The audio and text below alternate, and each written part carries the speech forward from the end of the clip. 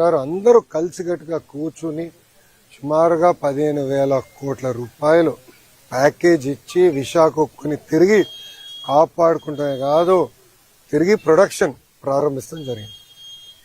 ఇలాంటి పరిస్థితుల్లో నిన్న జరిగిన సంఘటన చాలా చాలా బాధాకరం.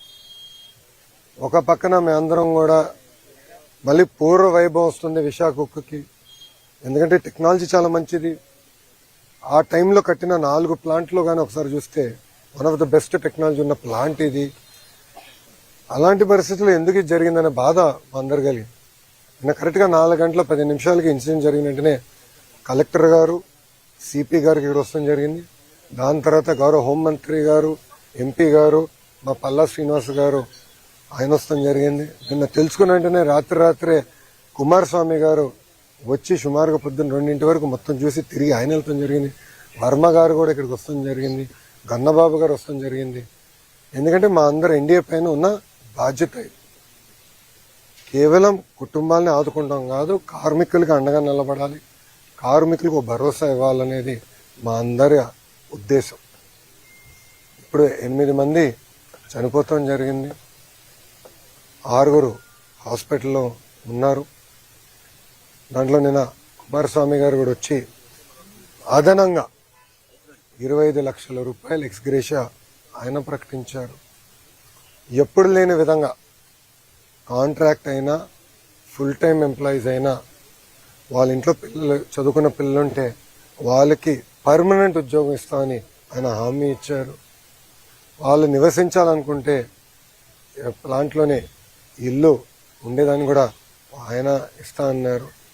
ఇంతేకాకుండా పర్మనెంట్ ఎంప్లాయీస్కి చాలా స్పష్టంగా ఇంత రావాలనేది ఉంది నిబంధనలు. అది కూడా మేము రివ్యూ చేస్తున్నాం. దాంతోపాటు కాంట్రాక్ట్ ఎంప్లాయీస్ కూడా ఇంత ఇవ్వాలి, యాక్సిడెంట్ జరిగితే ఇంత ఇవ్వాలని చాలా స్పష్టంగా విశాఖ స్టీల్ ప్లాంట్ రూల్ బుక్లో ఉండడం జరిగింది. మేము ఇక్కడ వచ్చి కేవలం ఏదో చెక్ అందించి వెళ్ళేదానికి రాలేదు. ఆ కుటుంబాలకి శాశ్వతంగా అండగా నిలబడడానికి ఈరోజు ఎన్డీఏ ప్రభుత్వం అడిగేసింది. గతంలో ఎప్పుడు లేని విధంగా పర్మనెంట్ జాబ్ ఇస్తామని పెద్ద మనసుతో కుమారస్వామి గారు ఒక హామీ ఇచ్చారు. కేంద్రంలో ఉన్న సెక్రటరీ గారు ఇది ఎక్కడ లేదు కదా సార్ అంటే, అవసరమైతే నేను కేబినెట్ కూడా తీసుకెళ్తా, nothing to worry, I will get it done, నాది బాధ్యత. ఆ కుటుంబాలకు మన అండగా నిలబడాల్సిన సమయం ఇదని ఆయన చెప్తాం జరిగింది. సో ఎక్కడ జరగలేదు. ఇప్పుడే గురువు గారు చెప్పినట్టు పిల్లలు కూడా చదువుకునే, ఎందుకంటే పాప కార్మికుడికి 3 నెలల బాబు ఉన్నాడు. 3 నెలల బాబు, అందరూ బాధ కలిగింది. ఒకరి దౌతే రేపు పుట్టినరోజు. సో వాళ్ళందరూ కూడా కుటుంబాలకు అండగా నిలబడాలి, బాధ్యత మా పైన ఉంది. సో నేను కుటుంబాలను కలిసినప్పుడు కూడా చెప్పాను, రూల్స్ ప్రకారం కొంతమందికి ఎక్కువ వస్తుంది, నాకు ఎలాంటి డౌట్ లేదు, ఎంత ఉన్నా అంత ఇవ్వాలి. ఆల్రెడీ సీఎండీ గారు స్పష్టంగా చెప్పారు. నిన్న కుమారస్వామి గారు ఇచ్చిన ఆదేశాల మేరకు ఈరోజు డేట్ మారే లోపల 25 లక్షల రూపాయలు ఫస్ట్ విడత కింద 8 మంది వాళ్ళ అకౌంట్లో డబ్బులు వేస్తూ జరుగుతుంది. ఇంతేకాదు దాని తర్వాత రావాల్సిన ఎక్స్గ్రేషియా, పిఎఫ్ అకౌంట్ నుంచి రావాల్సిన డబ్బులు, స్టీల్ ప్లాంట్ ఇవ్వాల్సిందంతా కూడా మేము మొత్తం క్యాలిక్యులేట్ చేసి ఆ కుటుంబాల అకౌంట్లో వేసే బాధ్యత ప్రభుత్వం తీసుకుంటుంది. అక్కడితో మేము ఆగం. మేము అందరూ వచ్చేటప్పుడు కారులో కూడా మాట్లాడుకున్నాం. వర్మ గారు నేను కూడా డిస్కస్ చేసాం. అంత్యక్రియలు అయిన తర్వాత పెద్దకరమైన తర్వాత మళ్ళీ అమరావతిలో ఒకసారి కూర్చుందాం కుటుంబాలతో, ఇంకెలా చేద్దాం, ఏం చేస్తే బాగుంటుంది. వాళ్ళు కేవలం సొంత కాలుపై నిలబడతాం కాదు, ఆ పిల్లల్ని చూసుకోవాల్సిన బాధ్యత ఎన్డీఏ ప్రభుత్వం పైన ఉంది. గతంలో ఎట్లయితే విశాఖ ఉక్కుని కలిసికట్టుగా ఎన్డీఏ కాపాడిందో అదేవిధంగా కార్మికులకి మేము అండగా నిలబడతాం, ఆ కుటుంబాలకి మేము అండగా నిలబడతాం. ఇంతేకాదు నిన్న కుమారస్వామి గారు ఒక ఆదేశాలు కూడా జారీ చేశారు. 3 సీనియర్ మెంబర్స్తో కమిటీ వేసి వాళ్ళు ఇప్పుడు సుమారుగా 4-5 వాళ్ళు వస్తున్నారు. కమిటీ మొత్తం రివ్యూ చేస్తారు, డేటా అంతా చూసుకుంటారు. ఆ టైంలో 2nd, 3rd, 4th ఎక్కడైతే యాక్సిడెంట్ జరిగిందో అక్కడ ఉన్న కార్మికులతో కలుస్తారు. వాళ్ళది కూడా ఏం జరిగింది ఏంటని తెలుసుకుంటారు. ఇది కింద నుంచి కారింది కాదు, ఏంటేదో లాగితే